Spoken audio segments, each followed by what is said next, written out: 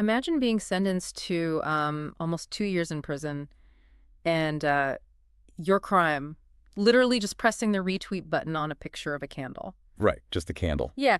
And here is the kicker. I mean, you shared this picture to an audience of fewer than 100 followers, and most of those were, completely inactive zombie accounts anyway. Basically shouting into the void. Exactly. So today we're looking at how a scientist who was trapped in that exact scenario, how he used advanced network physics and psychology to prove that a court of law fundamentally broke the laws of mathematics. It is, honestly, it's one of the most bizarre and, well, fascinating collisions of human bureaucracy and hard science that we've ever looked at. Oh, absolutely. We're unpacking a massive stack of documents for this deep dive today. We've got police indictments, court verdicts, and this incredible prisoner's defense letter. And all of this has been analyzed through the lens of 6 different AI models. Right. So we're talking insights generated by ChatGPT, Copilot, DeepSeek, Gemini, Grok, and Quinn, all kind of trying to untangle this case together. And because we are digging into real highly charged legal documents here, stuff involving the Chinese judicial system, government policies, and, international political figures like Donald Trump and Xi Jinping, we really want to be clear with you right up front. Yes, very clear. We are not here to endorse any of these viewpoints or take any sides. Our goal today is to impartially report on the content provided and simply convey the ideas contained in the original source material. So, we're just looking at the fascinating science and the arguments inside these documents. Exactly. We're looking at the mechanics of the arguments because the core of this story, it's really about the friction between a system that demands conformity and a mind that just, well, it demands empirical truth. Yeah, so let's introduce that mind. The subject of our deep dive today is Dr. Chen Jingguan. He's a PhD scholar, and he specializes in nonlinear complex systems. Right. And in 2022, he was arrested and sentenced to 20 months in prison for a charge known as, and this is a quote, picking quarrels and provoking trouble. Which is just such a broad phrasing. It really is. Yeah. And the evidence against him was entirely based on his Twitter activity over several years. And we really need to emphasize the nature of that activity, right? Because Dr. Chen wasn't writing these viral manifestos. He wasn't organizing protests or anything like that. No, not at all. He was out on the absolute fringes of the internet. The content he retweeted was just this hodgepodge of disconnected ideas. Wow. I mean, there were political comics, like a drawing of the umbrella girl from the Hong Kong protests. Right. And there were emotional expressions, like a candlelight memorial you mentioned for June 4th. Yeah, and there are also some theoretical critiques in there too, right? Like I saw a video of a speech by Donald Trump criticizing communism and some historical documents discussing changes to Mao Zedong's writings. But the thing is, he rarely even added his own commentary. He was basically just like a digital hoarder. He was quietly hitting the retweet button and moving on. Which is, what makes the prosecution's argument so staggering. Because they claimed this specific behavior constituted a major criminal offense that severely disrupted society. Okay, let's unpack this. Let's unpack the actual law here, because the sources describe this charge of picking quarrels and provoking trouble as a pocket crime. Pocket crime, yeah. Basically, it's a catch-all net. To me, it sounds a lot like being pulled over for speeding, but the officer didn't catch you on radar, and, well, they have no actual proof, so they just write you a ticket for, driving in a way I generally disliked. That is exactly how the AI analyses highlight it. They point out how legally dangerous that ambiguity is. Right. But even within that totally ambiguous law, the court still had to demonstrate 2 mandatory pillars to actually secure a conviction. Okay, what were the pillars? First, they had to prove Dr. Chen spread fake information or rumors. And second, they had to prove his actions caused severe public disorder. Okay, so let's tackle that first pillar. How do you, legally speaking, prove an illustration of a girl with an umbrella is fake information? I mean, you can't fact-check a candle. You've hit on the exact flaw the AI models flagged. I mean, the legal documents reveal this massive category mistake made by the court. A category mistake? Yeah, so in philosophy and logic, a category mistake happens when you present something as belonging to one category when it inherently belongs to another. So, for example, asking what color is the number 7? Oh, right. Because the numbers don't have colors. The question itself is just broken. Exactly. The same principle applies here. I mean, an opinion or piece of political satire or an emotional tribute, it inherently cannot be a rumor because it doesn't assert a falsifiable physical fact. It's subjective.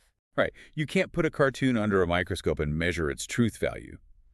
But the judicial system treated subjective art and theoretical debate as objective, verifiable facts. Yeah. The court essentially said, we don't like the feeling this image gives us, therefore we are officially categorizing it as fake news. Wow. So the first pillar of the prosecution's argument just entirely collapses under basic logic. They're criminalizing a feeling by, like, pretending it's a statistic. Precisely. But the second pillar is where things get really wild, because the court claimed he caused severe public disorder. And Dr. Chen, being a physicist, he didn't just argue against this, right? He decided to mathematically prove that causing a disruption was physically impossible for him. He literally turned his own criminal trial into a physics lab. It's amazing. I love that. Yeah, he brought his expertise in nonlinear complex systems into his defense.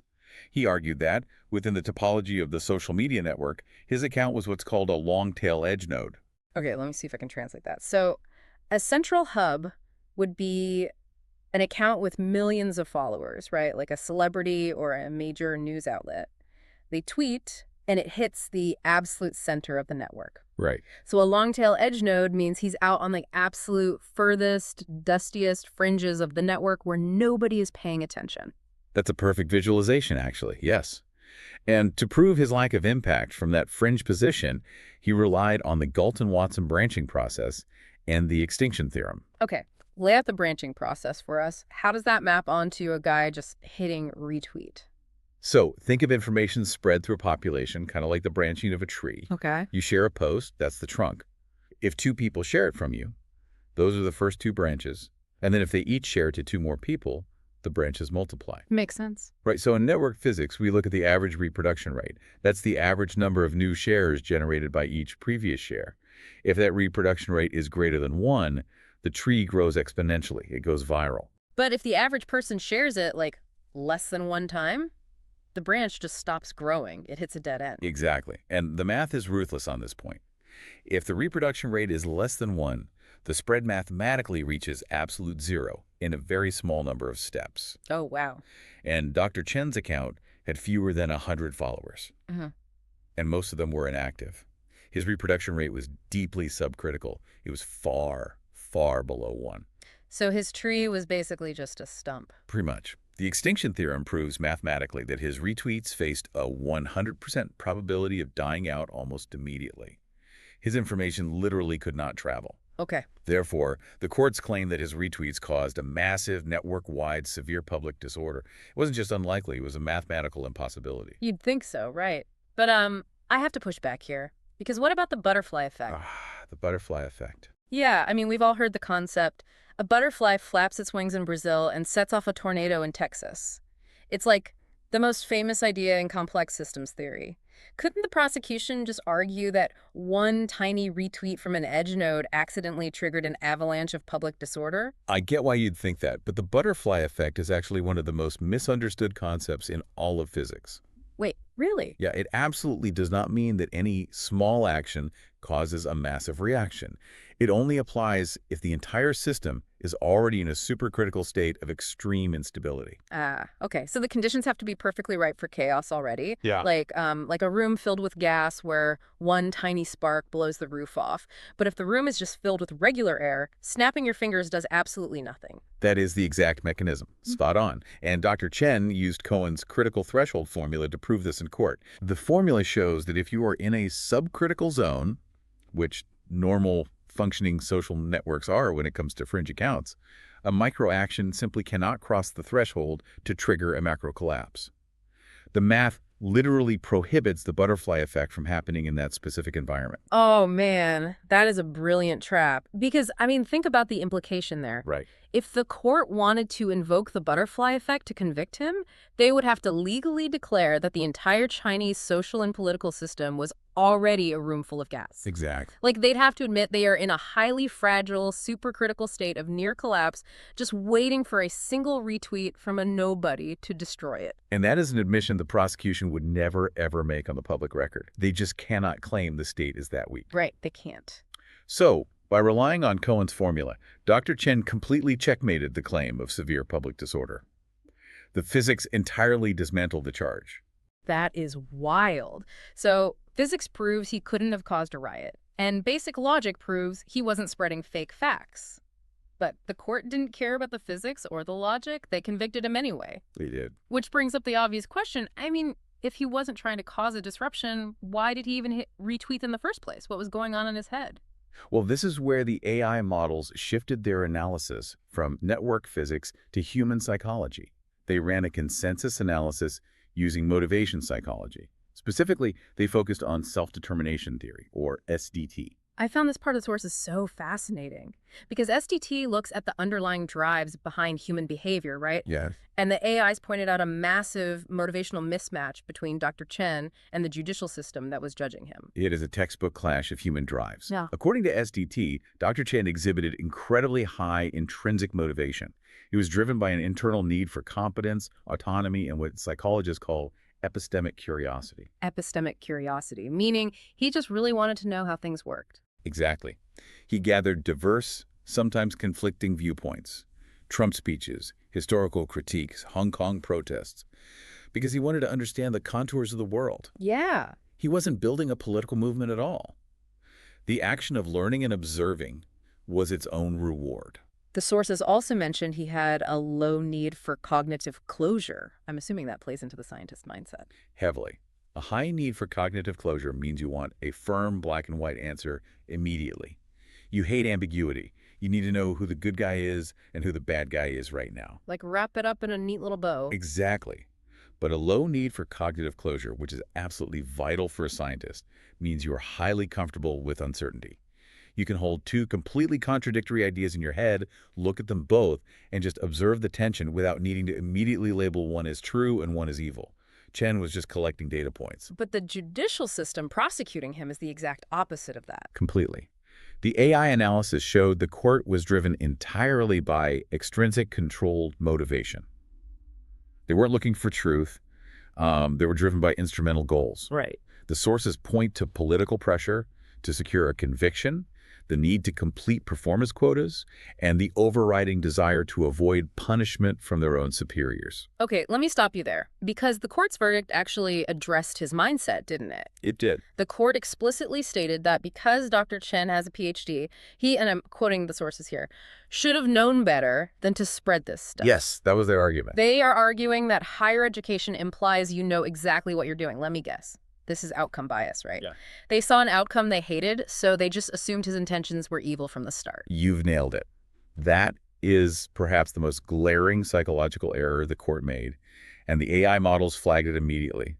It's a combination of outcome bias and the fundamental attribution error.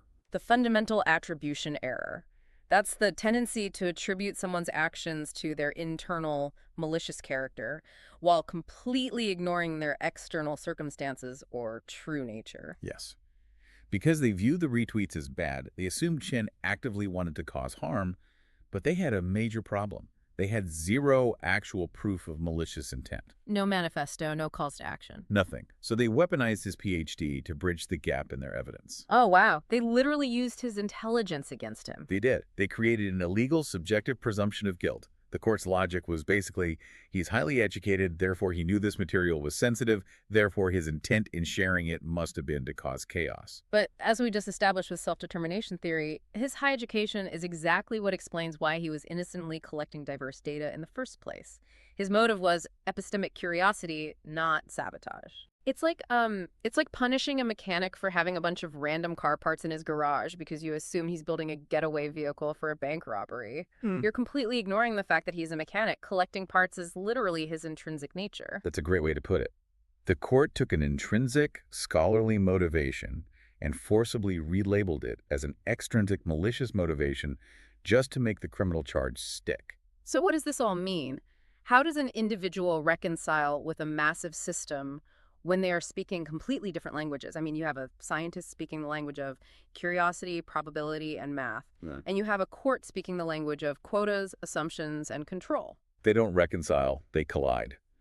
And the AI models conceptualize this collision using the framework of directional motivation versus accuracy motivation. Okay, let me piece this together. So Dr. Chen was operating on accuracy motivation.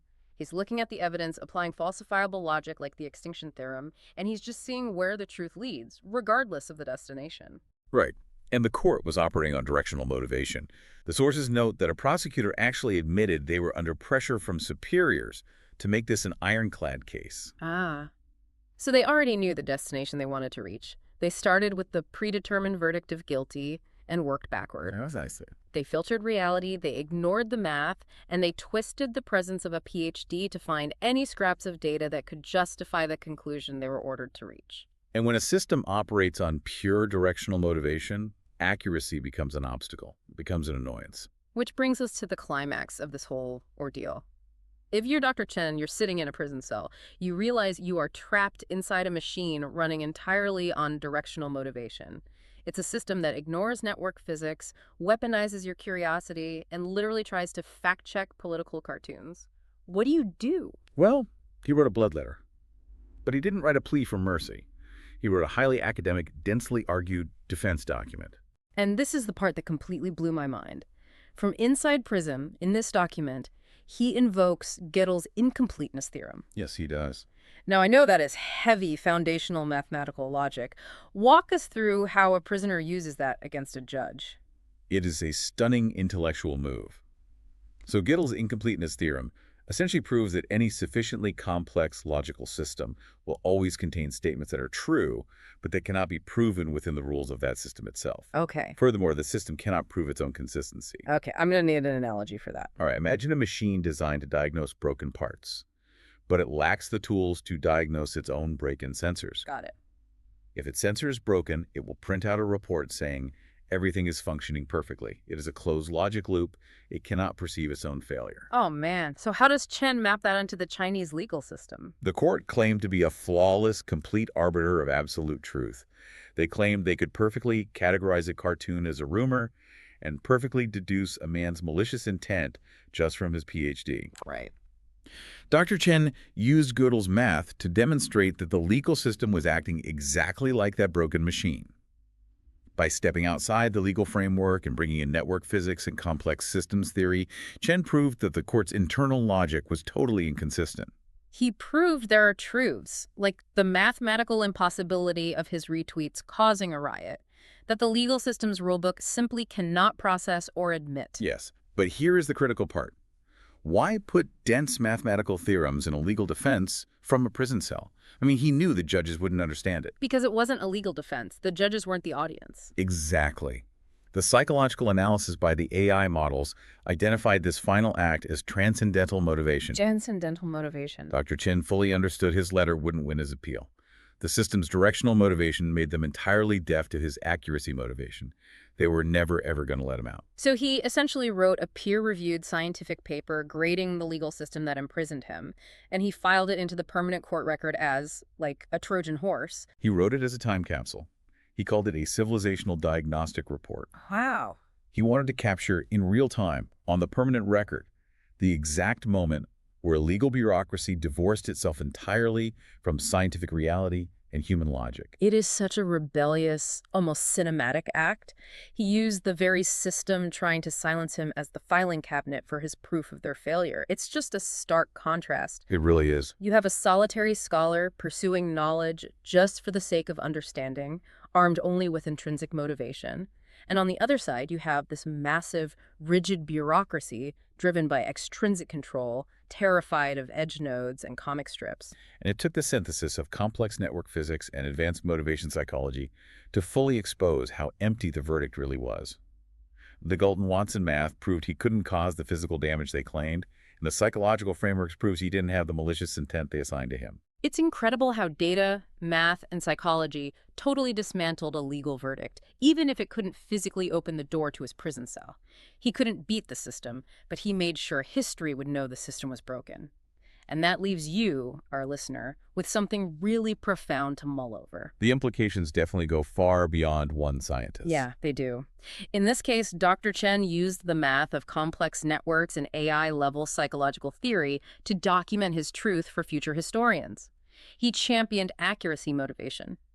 But as our world becomes increasingly governed not just by human legal bureaucracies, but by algorithmic AI systems, we have to wonder about the future of justice. Will the justice systems of tomorrow finally adopt the accuracy motivation that Chen fought for? Right. Or will we accidentally program our future AI judges to blindly execute the exact same directional motivation that put a curious scientist in prison for a retweet? Will the machines of the future just be faster at working backward from the conclusion they want? It's a heavy thought. Thank you for joining us on this deep dive. Keep questioning the information around you. And remember, just because a system claims it has the perfect rules to judge reality doesn't mean it's actually done the math.